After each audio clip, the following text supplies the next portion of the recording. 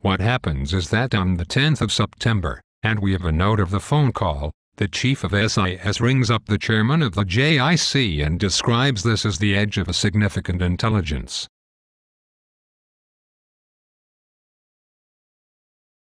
breakthrough. New report on BCW. He says, on balance he believes he can risk putting the new material in.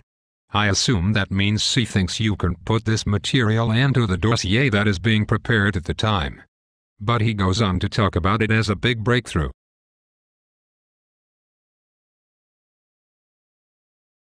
So firstly, he's clearly very confident about it, and secondly, he's clearly rather excited about it. This is a single report from a new source. Then on. Could I just say at that point? Yes, please. That a single report from this new source doesn't come out of the sky like a snowflake. It had a story behind it, and we knew our officers involved in it, our own requirements officers who were technical experts, and I will say something about them a little bit later.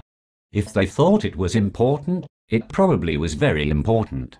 These people had spent their entire lives just doing chemical or biological weaponry and science, and who knew the Iraqi story intimately. If they said we know about this chap, we know about the account of his past, if he's possibly in touch with us and going to send us stuff, that's a very major development. It's a major development at a time when we are being circled by people calling for a silver bullet, and knowing that the time was running out in New York. This is the heart of the question. So the chief would have been within his remit simply to say, we may be onto something here. It may be good. You were under this intense pressure to produce a silver bullet, and this comes into your hands. Did that pressure mean that the due diligence was not done thoroughly enough? You talked about careful and urgent follow-up. Shouldn't careful and urgent follow-up have preceded communicating this bit straight through to the highest levels? In what sense do you think there hadn't been careful and due diligence in a clearly necessarily opaque situation? We could hardly ring the new source on trial up and say, is this right?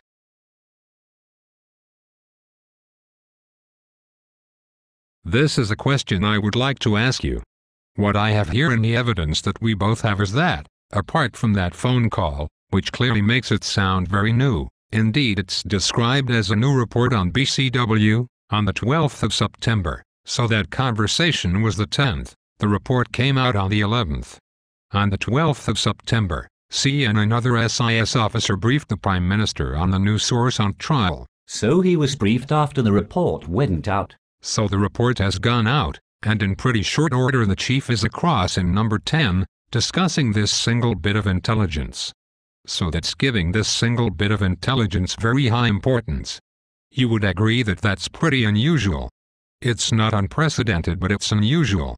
It means you think this is very important. It's a vivid expression of those days we were living. Yes. The Prime Minister was interested in a silver bullet.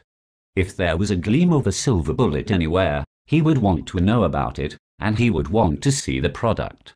That was not hazarding a guess in those days.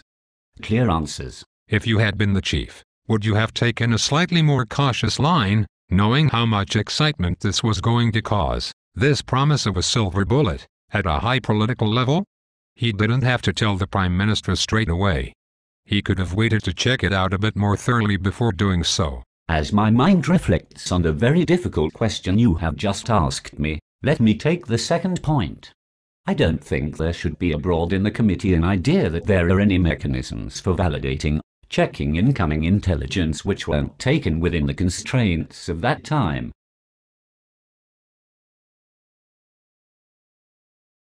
This was potentially a very, very serious breakthrough.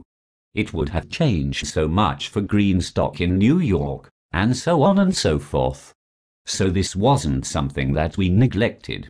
There wasn't anything we could do, other than patiently and securely, without damaging the goose with its egg, edge the casework forward to see if it turned out to be as good as first described.